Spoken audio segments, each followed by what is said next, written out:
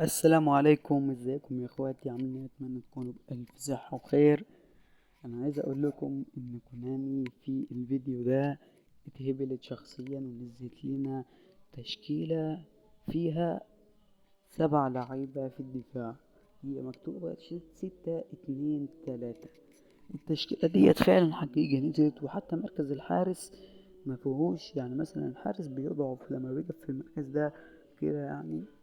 التشكيلة دي هتضغط على الخارج وإعدادات الفريق الأساسي، وبعدين على الفريق الأساسي، وبعدين هتروح على قارة أمريكا الجنوبية الدوري البرازيلي، هتنزل على بالميراس، هتطلع هتخش على المدرب وتغيير التشكيل وتتكة افتراضي. هتلاقي التشكيلة اتغيرت معاك اهيت، يعني بقى فيها اللي انت عايزه. التشكيلة باظت خالص يا رجالة، كونامي بوظت الدنيا خالص.